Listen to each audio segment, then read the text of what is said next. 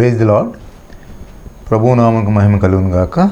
ఈరోజు వాక్యం ధ్యానాంశము యోహాను సువార్త 1వ అధ్యాయము 2వ వచనము 3వ వచనం.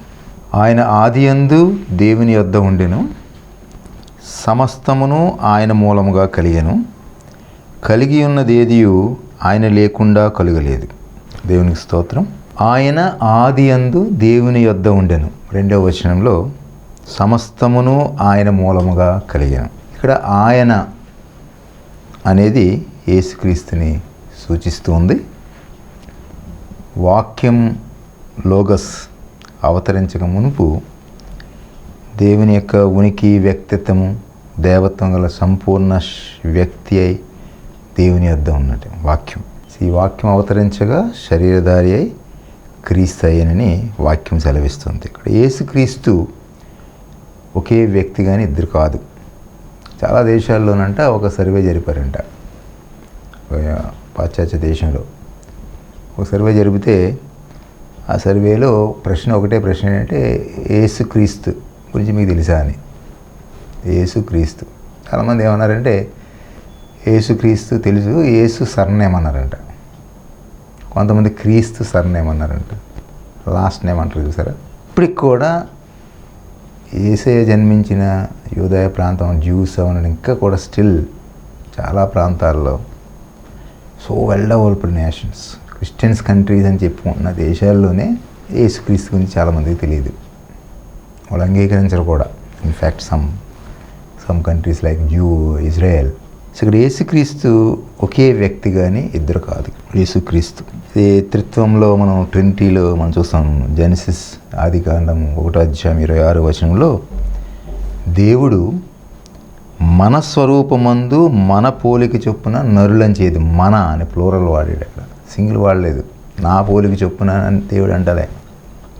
దేవుడు మన స్వరూపమందు మన పోలిక చొప్పున నరులను చేయుదము అంటే సృష్టికి ముందే ఆయన దేవుని యొద్ద ఉన్నాడు. ఆయన యేసయ్య, యేసుక్రీస్తు సృష్టికి ముందే ఆయన దేవుని యొద్ద ఉన్నాడు. సమస్తమును ఆయన మూలముగా కలిగాను. ఎవ్రీథింగ్, ఈ ప్రపంచంలో ఉన్న సమస్తం అంటే ఏంటండి? సమస్తం అంటే లోకము, గ్రహాలు, సముద్రాలు, మహాకాశములు, వాటిలో సమస్తము, చిన్నవి పెద్దవి, ఎలక్ట్రాన్, ప్రోటాన్, వాట్ ఎవర్ ఇటు చిన్న చిన్న అణువులు, దృశ్యమైనవి, మనకు తెలిసినవి, తెలియనివి, సమస్తమును సృష్టించెను అనే భావం అన్నమాట. సమస్తము ఆయన మూలంగా కలిగి, మూలం అంటే ద్వారా, ఆయన ద్వారా అనడంలో వాక్యము నిత్యుడని, సమస్తానికి దేవుడే కర్త అని, సమస్తానికి దేవుడే కారణమని, వాక్యం అనేది ఆయన ఏజెంట్ కాదని అనే భావం అన్నమాట.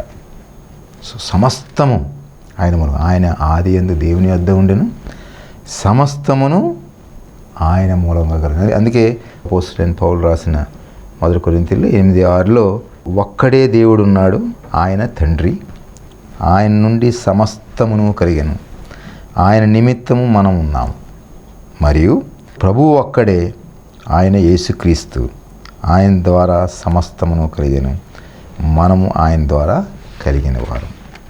సో ఆదియందు ఆయన దేవుని యొద్ద ఉన్నాడు, సమస్తము ఆయన మూలంగా కలిగింది. ఇక్కడ ఆయన అనేది వాక్యము యేసుక్రీస్తుని సూచిస్తుంది.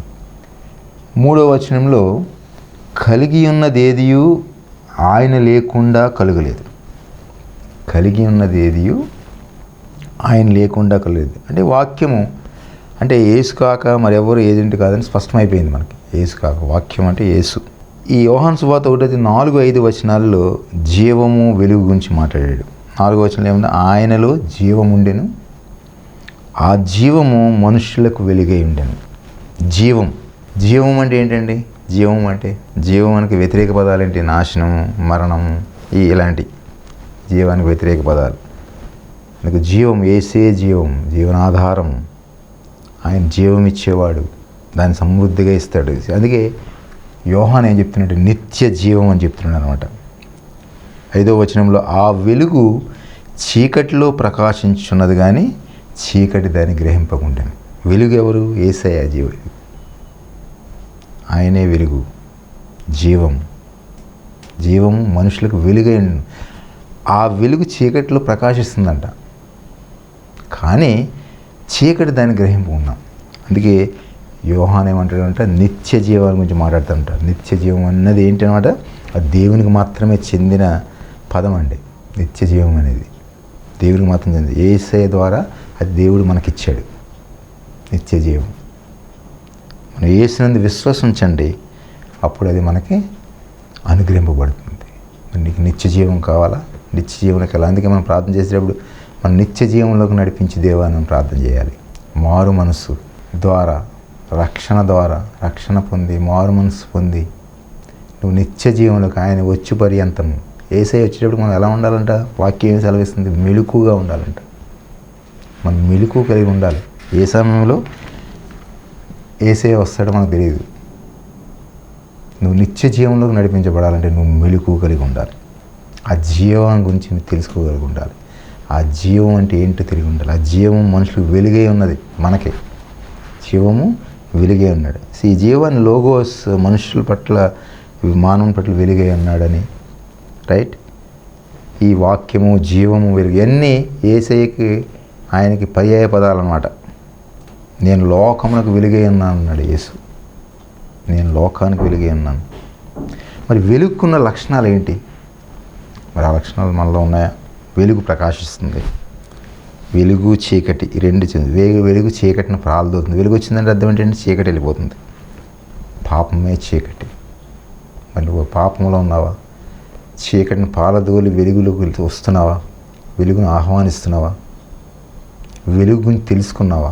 ఈ పాపం ఎంత ఘోరమైందో వెల్లజేస్తుందంట. సో అదే మనకి ఈ లోకానికి ఉన్న నిరీక్షణ ఏంటంటే, పాపాంధకారణ బాలదోడు వాడు యేసయ్య.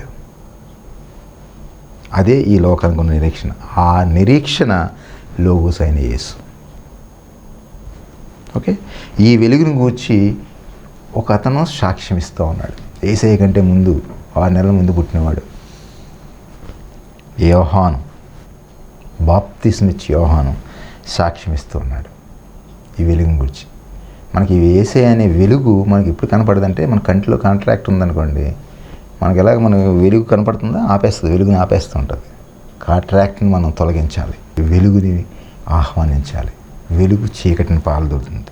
ఈ వెలుగుని గూర్చి సాక్ష్యం ఇస్తున్నవాడు మొట్టమొదటగా మనకు కనపడుతుంది బాప్తిస్మిచ్చి యోహాన్. నిజమైన వెలుగు అంటుంది. 9 నుంచి 13 వచనం వరకు 6, 7, 8 వచనాల్లో యోహాను గురించి చెప్పబడింది. యోహాను బాప్తిస్మిచ్చి యోహాను సాక్ష్యం ఇస్తున్నాడు. ఆ వెలుగుని గూర్చి సాక్ష్యం ఇస్తున్నాడు. ఈ 9వ వచనంలో ఈ వెలుగు నిజమైన వెలుగు ఉండెను, అది లోకములో వచ్చు ప్రతి మనుష్యుని వెలిగించుచున్నది. ఆయన లోకములో ఉండెను, లోకం ఆయన మూలముగా కలిగెను కానీ లోకం ఆయన తెలుసుకోలేదు. యోహాను సువార్త 1వ అధ్యాయం 9 నుంచి 13 వరకు మనం గమనిస్తే ఇక్కడ ఎలాగా సాక్ష్యం ఇస్తున్నాడంటే, వెలుగు సత్యమైంది, వెలుగు లోకంలోనికి వచ్చింది ప్రతి వాడిని వెలిగించడానికి. ఆ వెలుగు లోకములో ఉంది, కానీ లోకము తెలుసుకోలేదు. రైట్? స్వకీయుల వద్దకు వచ్చింది వెలుగు. స్వకీయులు, తన జ్యూస్ స్వకీయుల వద్దకు వచ్చింది, అంగీకరించలేదు. యేసయ్యని అంగీకరించారండి? జ్యూస్ అంగీకరించలేదు. జ్యూసే ఆయన సిలువ వేశారు. ఆయన దేవుడు కాదని వాళ్ళు అరిచి ఆయన సిలువకి ఎక్కించారు. ఆయన అంగీకరించలేదు. వెలుగు స్వకీయుల వద్దకు వచ్చింది. ఒకసారి మన దగ్గరికి దైవజనులు వస్తూ ఉంటారు, ఎవరన్నా వచ్చినప్పుడు మనం అంగీకరించాం. ఇప్పుడు చూడండి, లోకంలో జరుగుతుందంతా ఏంటంటే వెలుగుకి వ్యతిరేకమైనవి జరుగుతూ ఉన్నాయి. అందుకే జాన్ 13వ వచనంలో అంటాడనమాట, వారు దేవుని వలన పుట్టినవారే కానీ రక్తం వలనైనను శరీరేచ్ఛ వలనైనను మనుషేచ్ఛ వలనైనా పుట్టినవారు కాదు. 13వ వచనంలో. ఎందుకంటే దేవుని వలన పుట్టినవారు. రక్తం అంటే అర్థం ఏంటి? పారంపర్యం, వంశపారంపర్యం, పిత్రార్జితం వల్ల వచ్చింది రక్తం వలన. శరీరేచ్ఛ వలన అంటే అర్థం ఏంటి? సహజమైన రీతిలో దాంపత్యం వలన పుట్టినవారు. అదేవిధంగా మనుషేచ్ఛ వలన అంటే మానవుడు ఆశించిన విధంగా వచ్చిందని. అంటే వేసే దేవుడు ఏం చెప్తున్నాడంటే, వారు దేవుని వలన పుట్టినవారే కానీ శరీరం వలనైనను శరీరేచ్ఛ వలనైనను మానుషేచ్ఛల వలన పుట్టినవారు కాదు. మరి ఎవరు? అందుకే 14వ వచనంలో ఆ వాక్యము శరీరధారి అయి కృపా సత్య సంపూర్ణుడిగా మన మధ్య నివసించను. తండ్రి వలన కలిగిన అద్వితీయ కుమారుని మహిమ వలె మనము ఆయనను కనుగొంటిమి. ఈ వచనం ఏదైతే ఉందో 14వ వచనం కొద్దిగా మనం ధ్యానం చేద్దాం. 14వ వచనం ఇక్కడ యాక్చువల్గా యోహాను మనకి ఏం చెప్తున్నాడు ఇక్కడ?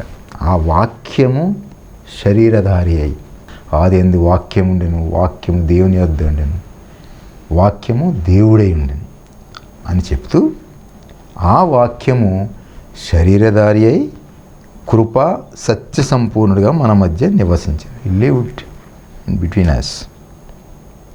అంటే ఇక్కడ యోహాను ఏం చెప్తున్నాడంటే, యోహాను దేవుని వాక్కు చాలా బలీయమైందని, సృష్టి జరిగించిన వాక్యం మాట, రైట్, మాటలు, క్రీస్తు యొక్క మానవత్వం ఎంత ఈ వచనంలో రాయబడి ఉంది. శరీరధారి అయినటువంటి మానవత్వం, క్రీస్తు యొక్క మానవత్వం గురించి ఈ వాక్యము శరీరధారి అయి మన మధ్య కృపాసత్య సంపూర్ణంగా మన మధ్య నివసించాడు. అంటే ఇక్కడ ఏంటంటే దేవుడు తను తాను ప్రత్యక్షపరచుకుంటలో అవతారమూర్తి అగుట ఒక ప్రాముఖ్యమైన ఘట్టం అన్నమాట. తను తాను ప్రత్యక్షపరచుకుంటాడు యేసుగా, శరీరధారిగా. తర్వాత స్వకీయుల వద్దకు వచ్చాడు అన్నారు. అయినా వాళ్ళు అంగీకరించలే. వారికి ఇవ్వబడిన వాగ్దానాలు నెరవేర్చిన నిమిత్తం వచ్చిన రాకది చెప్పాలంటే. వాళ్ళకి మనకు ఎన్నో వాగ్దానాలు అనుగ్రహించాడు దేవుడు. కానీ ఆ వాగ్దానాలని నెరవేర్చి నిమిత్తం వచ్చిన రాకని అదే స్వకీయుల వద్దకు వచ్చుట అంటే.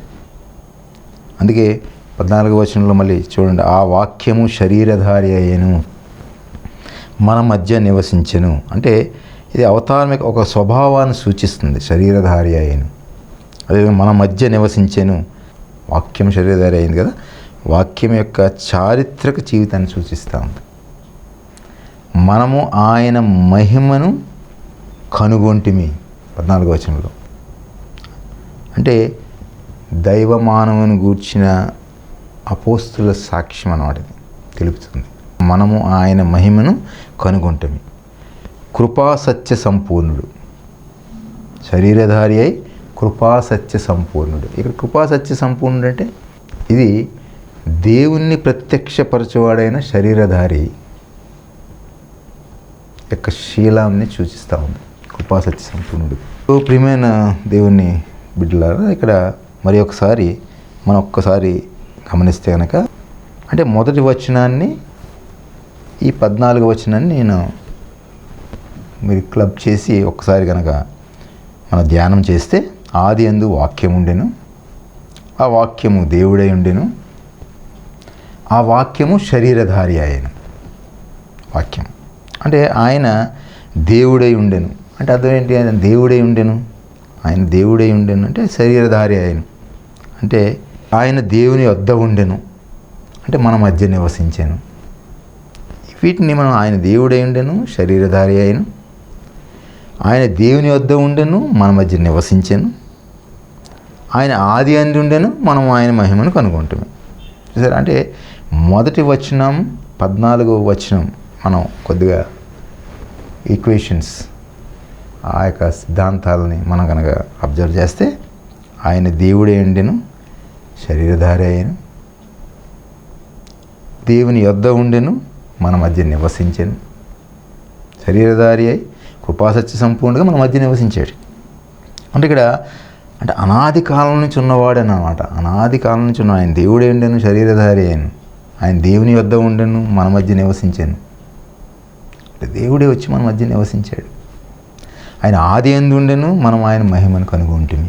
అంటే ఇక్కడ అనాది కాలం నుంచి ఉన్నవాడు మానవులకు ప్రత్యక్ష మగునట్లుగా కొంతకాలం కాల ప్రవాహంలోకి వచ్చాడనమాట. అనాది కాలం నుంచి ఉన్నవాడు. అందుకే శరీరధారి అయ్యను అంటే శరీరం మాత్రమే కాదండి. శరీరధారి అయ్యను అంటే శరీరం మాత్రమే ధరించుకొని అనగానే అర్థం కాదు.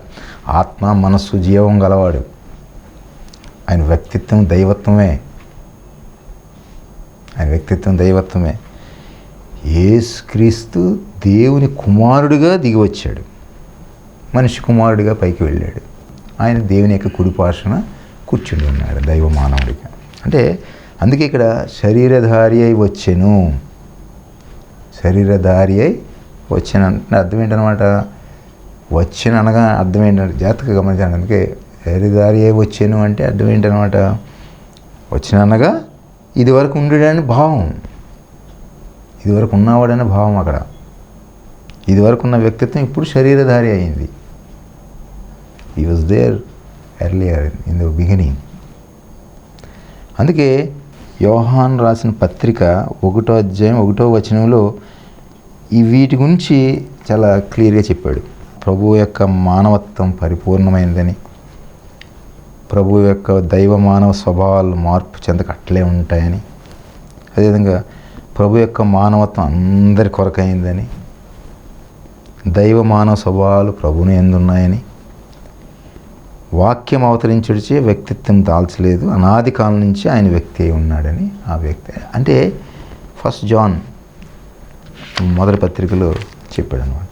సో ఇక్కడ శరీరధారి అయి కృపా సత్య సంపూర్ణుడుగా మన మధ్య నివసించాడు. కృపా సత్య సంపూర్ణుడు అంటే ఇదివరకు లోగోస్ అనే వాక్యం జీవము వెలుగు అనే నామాలతో లోకానికి వచ్చింది. లోగోస్ ఇవి అనదర్ 2 నేమ్స్ అనమాట. జీవము వెలుగు అనేది, జీవము వెలుగు అనేది అంటే కృప సత్యము. ఈ అనదర్ 2 నేమ్స్. కృప సత్య సంపూర్ణుడుగా. కృప అంటే ఏంటండి? కృప మన గ్రేస్ చాలా ఎక్కువగా వాడతాం. కృప మన మీద ఉండాలి, దేవుని కృప మన దయ అంటే కృప అంటే దయ, అనుగ్రహం, దేవుని యొక్క ఆశీర్వాదం. అంటే కృప అనేది ఉచితంగా పొందేది. అర్హత ఉండదు మనకి, కానీ మనం అర్హత లేకుండా ఉన్నా ఉచితంగా మనం పొందేది అనమాట. ఉచితంగా.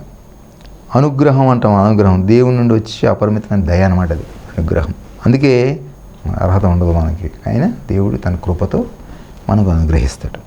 ఇప్పుడు కృప అనేది ఒక భక్తి యాగంలో ఒక భావన అనమాట, ఒక హిందూ మతంలో.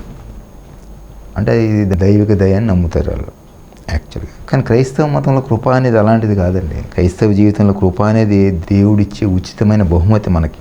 అది విశ్వాసం ద్వారా మాత్రమే నువ్వు సాధించగలుగుతావు, దేవుని యొక్క కృపను పొందగలుగుతావు.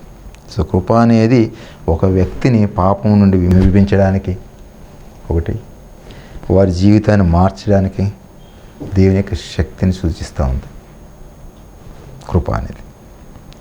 అందుకే మనకి క్షమాపణ అనే ఒక కొత్త పదం ద్వారా మనకి అనుగ్రహించబడుతుంది. సత్యం అంటే కృప సత్య సంపూర్ణ అన్నారు కదా. ట్రూత్, సత్యం, రియాలిటీ, ఆనెస్ట్, కోర్ వాల్యూస్ గలవాడు. అంటే ప్రభువు ఏమన్నాడు? నేనే సత్యము అన్నాడు. యోహాను రాసిన సువార్త 14వ అధ్యాయం 6వ వచనంలో నేనే సత్యమును, నేనే సత్యము, ఐఎమ్ ద ట్రూత్. అయినా మనం దేవుడు సత్యవంతుడని క్రీస్తుని చూడడం ద్వారా తెలుసుకోవచ్చు అంట. దేవుడు సత్యవంతుడని యేసుక్రీస్తుని చూడడం ద్వారా మనం తెలుసుకోవచ్చు. అందుకే యేసుక్రీస్తు సత్య సంపూర్ణంగా మన మధ్య నివసించాడు. కృపా సత్య సంపూర్ణంగా. అందుకే యేసయ్య ఈ లోకానికి వచ్చింది, ఈ లోకంలో ఉన్న 33 సంవత్సరాల్లో ఆయన సేవ ప్రారంభం నుంచి మనం గమనిస్తే కనుక, ఆయన యొక్క గుణాల లక్షణాలన్నీ గమనిస్తే, ఆయన మనల్ని శిక్షించడానికి రాలే ఎక్కడ కూడా. ఆయనంతా ఆయన కృప అనుగ్రహించడానికి, ఆయన దయ, ఆయన మాటలు ఎక్కడ కూడా. ఇంకా ఒక రకంగా చెప్పాలంటే కొంతమంది ఆయన ప్రశ్నించేటప్పుడు జనరల్గా ఎవరన్నా మనం ఇది నాకు అనుగ్రహించు అని దేవుని మనం ప్రాధేయపడాలి. అలా ప్రాధేయపడకుండా ఒకడు ఏమంటాడు? నన్ను శుద్ధినిగా చేయడం నీకు ఇష్టమా అంటాడు అనమాట. నాకు ఇష్టమే అంటాడు దేవుడు, యేసయ్య. అంటే మన మధ్య నివసించింది ఆయన సత్య సంపూర్ణంగా, కృపా సత్య సంపూర్ణంగా మన మధ్య నివసించాడు. అది మనం గమనించవలసిన విషయం ఇక్కడ. అంటే మన మధ్య నివసించాడంటే అర్థం ఏంటి? మన మధ్య గుడారం వేసుకొని ఒక నివాస స్థలం ఏర్పరచుకొని, రైట్, దేవుని సన్నిధిని తీసుకొచ్చాడు ఆయన. దేవుని ప్రత్యక్షపరిచాడు మనకు వచ్చి. జీసస్ క్రైస్ట్ని యేసయ్యని మనం చూస్తే దేవుని యొక్క ప్రత్యక్షత కనబడుతుంది అనమాట. దేవుని యొక్క ప్రత్యక్షత, సన్నిధి, దేవుని నివాసం భూమిపైకి తీసుకొచ్చాడు ఆయన. అది దేవుడు క్రీస్తునందు ఆయన సన్నిధి నుంచగా మన మధ్య నివసించింది. అంటే ఇక్కడ మేము ఒకటే గుర్తుపెట్టుకోవాలి మనం ఏంటంటే లోగోస్ అయిన క్రీస్తు నివసించెను అని అర్థం. కృపా సత్య సంపూర్ణ తండ్రి వలన కలిగిన అద్వితీయ కుమారుని మహిమ వలె మనము ఆయన మహిమను కనుగొంటిమి. అంటే ఇక్కడ మహిమ దేవుని యొక్క ఆత్మీయ ఔన్నత్యాన్ని, గంభీరతను, ప్రేమను, పరిశుద్ధతను వీటిని సూచిస్తూ ఉంది మహిమ అనేది. అది ఈ క్రీస్తుకి ఈ 2 పదాలు ఉపయోగించారు. ఏంటంటే అద్వితీయ కుమారుడని, ఆది సంభూతుడని యేసయ్యకి ఈ న్యూ టెస్ట్మెంట్లో కనపడతాయి మనకి.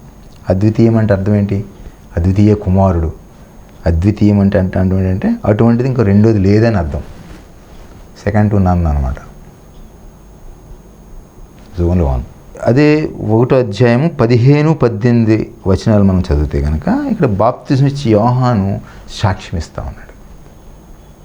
దేవుని గురించి, యేసయ్య గురించి సాక్ష్యం ఇస్తున్నాడండి. ఆయనను గూర్చి సాక్ష్యం ఇచ్చుచు ఎలుగెత్తి చెప్తున్నాడంట. ఎలా చూడండి, ఎలుగెత్తి. యోహాను ఆయన గురించి సాక్ష్యం ఇచ్చుచు నా వెనుక వచ్చేవాడు నాకంటే ప్రముఖుడు గనుక ఆయన నాకంటే ముందవాడాయనని నేను చెప్పినవాడు ఈయనే అని ఎలుగెత్తి చెప్తున్నాడు. ఎలుగెత్తి నా వెనుక వచ్చేవాడు నాకంటే ముందటి వాడాయనని చెప్తా ఉన్నాడు. ఎలుగెత్తి అంటే అర్థం ఏంటండి? ఎలుగెత్తి అంటే ఒక యూదులకు మాత్రమే కాదనమాట. అక్కడ అందరికీ, సర్వ మానవాళికి, మానవులందరూ వినగలిగేట తేటగా, ధైర్యంగా, కంఠమెత్తి కేక వేసి చెప్తా ఉన్నాడు. ఎలుగెత్తి అంటే అర్థం అది.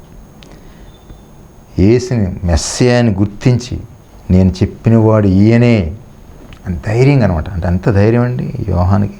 రాజుల కాలం అలా చెప్పడానికి ఇప్పుడు మనం చెప్పాలంటే మనం భయపడుతున్నాం. యేసయ్య గురించి మనం చెప్పాలంటే అయినా కానీ ఎంతో ఈ జనరేషన్లో ఈ 2000 ఇయరాలు తీసుకుంటే కనుక మనం చాలా వాక్యం ప్రబలుతూ ఉంది రోజుకి. అయినా అందుకోసమే ఎక్కడికైనా వెళ్ళండి, నూకండి కారణం చిన్న విలేజెస్కి వెళ్ళిపోయినా మనకి ఎన్నో చర్చెస్, ఎన్నో ప్రార్థనా మందిరాలు, ఎంతో దైవ వాక్యం ప్రబలుతూ ఉంది. అది చూసి తట్టుకోలేకపోతున్నారు ఎవరు. దీని వాక్యం ప్రబలుతుంది అంటే బాప్తిసం ఇచ్చే యోహాను మాటలు ఏం చెప్తున్నాడంటే ఈ మాటలన్నీ యేసు అనాది కాలం నుంచి ఉన్నాడని చెప్తా ఉన్నాడు. యేసుకున్న గొప్ప అధికార ప్రభావాలని సూచిస్తూ ఉన్నాయి. అందుకే ఆయన మహిమను మనం కనుగొంటే బాప్తిసం ఇచ్చే యోహాను యొక్క సాక్ష్యంలో మనం వెరీ క్లియర్గా కనబడుతూ ఉంటుంది. ఆయన పరిపూర్ణతలో నుండి మనమందరం కృప వెంబడి గ్రేస్ వెంబడి గ్రేస్ అనమాట. కృపలన్నిటికీ పరిపూర్ణత కలిగిన వాడే శరీరధారమైన వాక్యమైన లోగోస్ పరిపూర్ణత. అందుకే అపోస్తులైన పౌలు కూడా ఎక్కువగా ఈ మాటను వాడుతూ ఉంటాడు, కృప వెంబడి కృప అని. కొరింథీయులకు రాసిన ఎఫెసీయుల పత్రిక అన్నిటిలో చూడండి, మీరు చదివితే కనుక పత్రికలు కొద్దిగా కఠినంగా ఉంటాయి. కొంచెం చదివితే మనలో చాలా మార్పు వస్తుంది. అపోస్తులైన పౌలు రాసిన, ఎందుకంటే అపోస్తులైన పౌలు అతనికి ధర్మశాస్త్రం మీద, తనాక్ మీద విపరీతమైన పట్టు ఉంది, ఓల్డ్ టెస్ట్మెంట్ మీద. అందుకే మన ఓల్డ్ టెస్ట్మెంట్ మనం నెగ్లెక్ట్ చేయకూడదు. చాలామంది ఓన్లీ న్యూ టెస్ట్మెంటే చదువుతూ ఉంటారు. న్యూ టెస్ట్మెంట్ అర్థం కావాలంటే ఓల్డ్ టెస్ట్మెంట్ చాలా చదవాలి మనం, రెఫరెన్సెస్ అక్కడ. అందుకే యేసయ్య రాకముందే ఎంతోమంది ప్రవక్తలు ఎంతోమంది ఆయన రాకని తెలిపారు, సూచన ఇచ్చారు. కృప వెంబడి కృప 16వ వచనంలో ఆయన పరిపూర్ణతలో ఉండి మనం అందరం కృప వెంబడి కృపను పొందుతామంటే యోహానును పౌలు వాళ్ళ యొక్క సమీప సంబంధం మనం అర్థం చేసుకుంటూ ఉండొచ్చు. కృప వెంబడి కృప. యేసుని నువ్వు అంగీకరించావనుకోండి, యేసుని నువ్వు అంగీకరిస్తే నీ రక్షకుడుగా అంగీకరిస్తే నువ్వు అలాంటి కృపను పొందుతావు. 17వ వచనంలో ఇక్కడ 17వ వచనంలో ఏం చెప్తాడంటే ధర్మశాస్త్రం మోషే ద్వారా అనుగ్రహింపబడిన కృపయు సత్యమును యేసుక్రీస్తు ద్వారా కలిగాను. చూడండి ఇక్కడ మోజెస్కిని యేసుక్రీస్తు గల వ్యత్యాసం చూపడం కోసం రాశాడు ఆ వాక్యాన్ని. మోషే ధర్మశాస్త్రం మోషే ద్వారా, కృపాసత్యం యేసుక్రీస్తు ద్వారా. మరి నీకేం కావాలంటే కృపాసత్యం కావాలంటే నువ్వు ధర్మశాస్త్రం ద్వారా నడుచుకొని, అంటే ధర్మశాస్త్రం పాపం అంటే ఏంటో చూపించింది అనమాట.